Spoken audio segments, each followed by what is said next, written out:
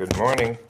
It's Saturday morning, October 12th, 2024. I'm in Chiang Mai. Seems like the weather might be changing with the ICTZ going south. We're going to get into the northeast trade winds, and the cooler, drier weather's going to come in, which everyone loves. It's paradise up here for 3 months or 4 months.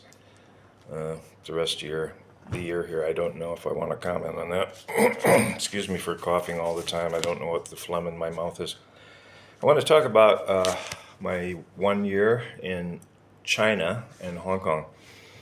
I was just bouncing around cities in Southeast Asia at the time, didn't have a real job. I was hanging out in Phnom Penh, enjoying the cheap wine and French food and other things. And I decided to go to the Zhuhai Air Show in China. I got an invitation from some people at Cessna that I knew, so I get in free with that.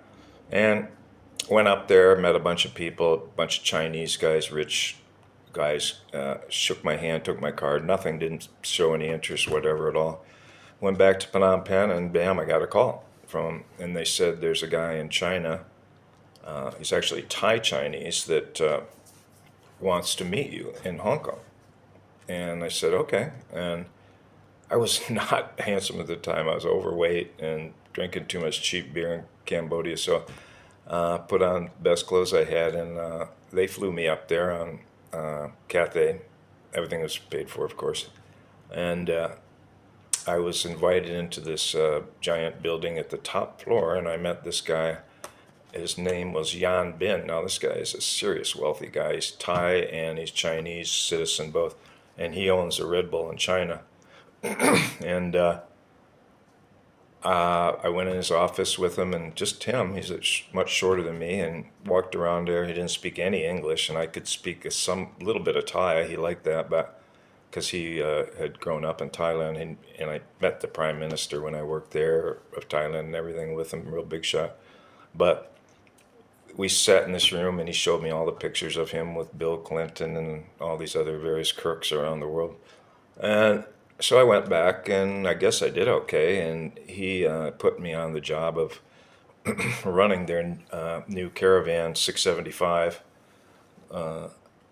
under the guidance of TAG out of Switzerland. The company is out of Switzerland. They are in Hong Kong at the time. They had 35 jets with polished men, perfect guys with, blonde hair and blue eyes, and $70 million aircraft there. And I went in, and I know what I'm doing in a seaplane, and they did not.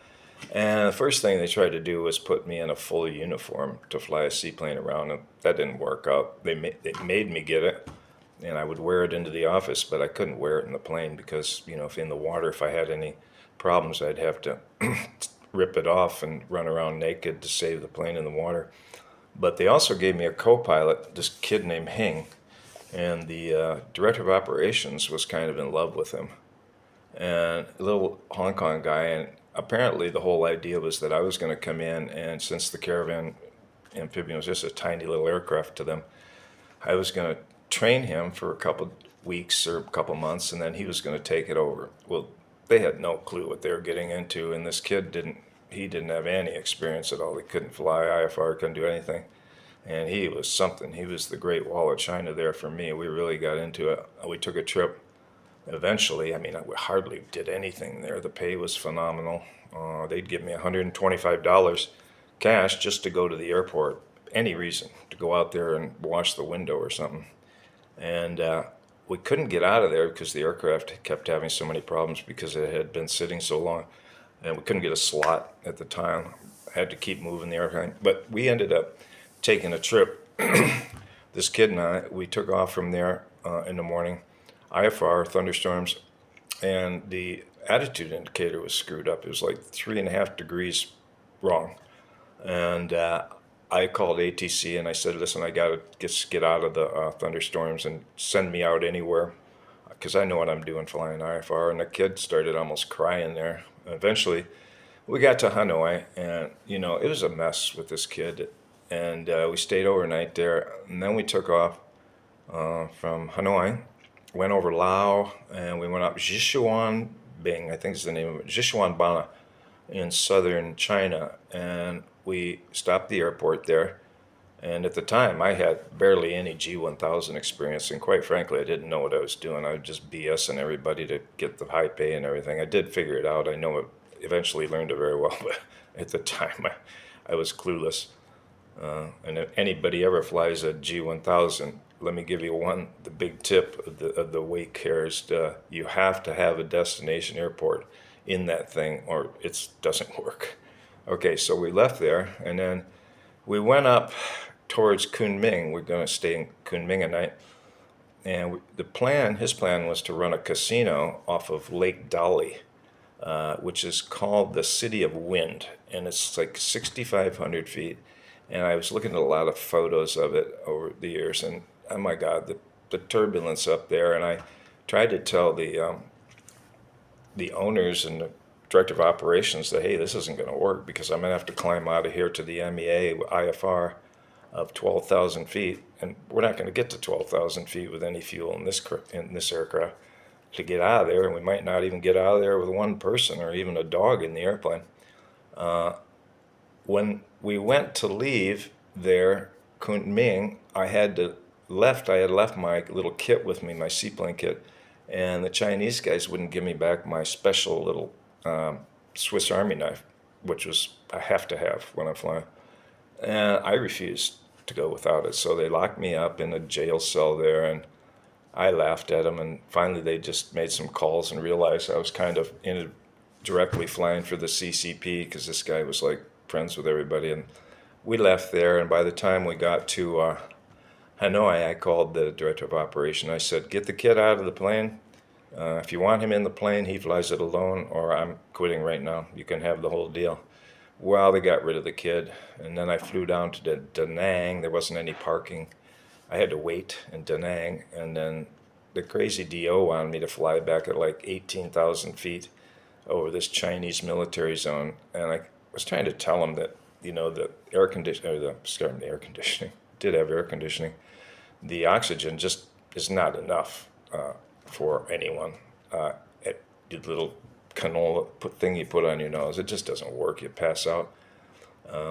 And also the aircraft was like so heavy. It had like a bathroom in it and a cooking and a microwave and leather seats and everything. And so anyway, I had to go back to, I don't remember exactly how, but I had to go back to Hanoi. And the only way I could get into Hong Kong at the time was I got a 5 a.m. slot in the morning, and I had to fill the plane up totally all the time it was a 5.5 hour flight or something.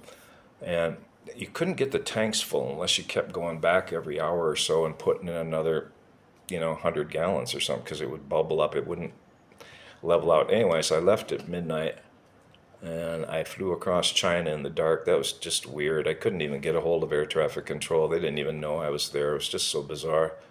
And I got back and landed at 5 o'clock in the morning in Hong Kong. I was at 58 knots on approach. That's as fast as it'll go. To keep up with traffic, I put the gear down on short final and made the first taxiway off, and we lived through it. I'll continue this later. Not a lot of more information. I ended up flying dropped it off in near Beijing. What's the name of the city next to there? And then I got put in jail again up there. But I flew across China all alone in American registered aircraft. It was just an amazing trip, low level, and they didn't even know I was there. It was so ridiculous. The Chinese are so disorganized. It's crazy. I probably won't talk about this anymore, but it was quite an amazing experience. I think I flew 60 hours when I was there. I flew alone after the kid was kicked out of the deal. And I had to keep moving the aircraft just for parking. I had to fly it back to Hanoi. I had to go to Philippines, Manila, and sit for days. But basically I got paid $15,000 a month. It was crazy money. I saved $100,000 in like 10 months. All right. Thank you very much. Bye-bye.